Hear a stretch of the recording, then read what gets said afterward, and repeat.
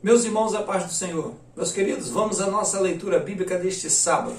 O texto sugerido para nós hoje encontra-se em Provérbios, capítulo 29, versículo 23, que nos diz assim: A soberba do homem o abaterá, mas o humilde de espírito obterá honra. O tema, irmãos, a pessoa que se afasta do orgulho será honrada. Lembrando sempre que nós estamos estudando a lição de número 1, que traz por título a ascensão de Salomão e a construção do templo. Uma das coisas que Salomão entendeu muito bem, e nisso Deus foi glorificado, é que ele estava trabalhando junto com Deus em sua obra. E isso enchia o seu coração de alegria.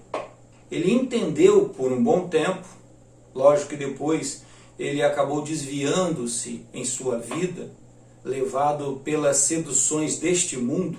Ele próprio vai falar em Provérbios sobre isso.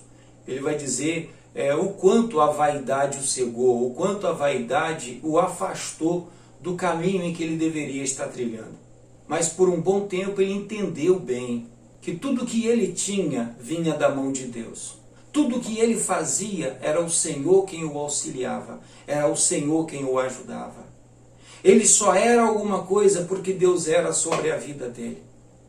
Imagina a alegria do coração de Salomão, a felicidade em participar de tudo que ele participou.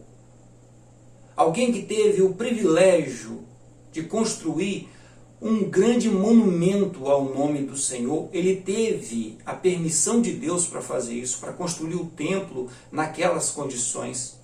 E quando ele foi inaugurar, o Senhor se fez presente de tal forma que, tanto na entrada da arca, quanto na hora de fazer a inauguração do templo, Deus se fez presente e marcou sua presença. Todo mundo notou que Deus estava no ambiente. Ser humilde é entender isso. Ser humilde é entender que só dá para fazer a obra de Deus junto com Deus. Só dá para fazer a vontade de Deus se Deus estiver sobre as nossas vidas. Ser humilde é entender que não basta inteligência. Ser humilde é entender que não basta ter nascido na igreja, que não basta ser filho de crente. Salomão era filho de crente. O pai de Salomão introduziu o louvor, irmãos, no culto judaico. Davi trouxe a música para dentro do culto judaico. Então era alguém totalmente entregue, totalmente efetivo na obra de Deus. Salomão cresceu nesse ambiente, mas ele não achava que ele sabia fazer todas as coisas. No entanto, naquele sonho, o jovem rei teve a oportunidade de fazer o seu pedido. Deus lhe deu essa oportunidade e ele mostrou que ele tinha plena consciência que ele não conseguiria fazer o que Deus estava pedindo para ele, o que Deus estava colocando na mão dele, se o Senhor não estivesse sobre a vida dele. Moisés entendeu isso claramente. Moisés entendeu: Senhor, eu não consigo fazer. Eu estudei 40 anos para fazer isso. Eu estou nesse deserto aqui há 40 anos. Mas isso que o Senhor está me pedindo, eu não consigo fazer. E o Senhor lhe deu a mesma resposta. E disse para ele: eu serei contigo. E isso te será por sinal.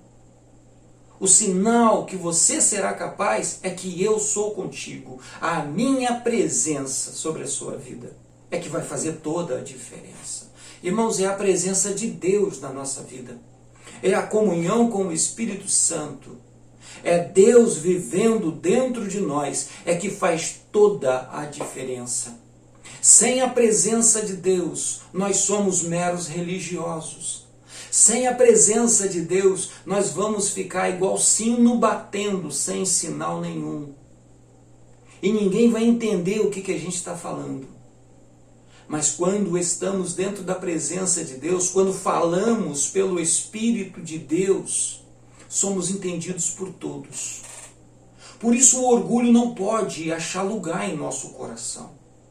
Por isso a vaidade não pode dominar o nosso ser. Por isso nós não podemos cair na tentação de achar que somos autossuficientes. Salomão caiu nessa tentação. Salomão começou a edificar um monte de coisa aí, se exibindo para os outros reis, para as outras rainhas, para as suas esposas. E foi se afastando cada dia mais de Deus. Um líder ungido, consagrado pelo Senhor. Alguém que governava o povo de Deus. Olha a observação que nós, obreiros da casa do Senhor, precisamos ter. Alguém que liderava o povo de Deus estava perdido na presença do Senhor, de maneira tal que reintroduziu a idolatria no meio do povo. Ou seja, afastou o povo da presença de Deus, tirou o povo da presença de Deus e levou para outro lugar. Que o Senhor nos guarde disso, irmãos. Que o Senhor nos preserve em sua presença, para que possamos fazer a sua obra da forma como ela deve ser feita, segundo o Senhor Jesus. Que não seja a minha inteligência, que seja o Senhor Jesus. Que não seja a minha visão, que seja a visão de Jesus. Que não seja a forma como eu acho que tem que ser feito, mas que seja segundo a vontade do Senhor Jesus, segundo aquilo que Ele nos ensinou em seu Evangelho. Que Deus nos ajude, irmãos, que Deus nos ajude. Que Deus nos dê a graça necessária para fazermos a sua obra. Que este dia seja iluminado pela presença do Senhor e que em nome de Jesus possamos cumprir a sua vontade para a glória do seu santo nome. Amém? Deus vos abençoe. Tenhamos todos um excelente dia. Fiquem na paz do Senhor.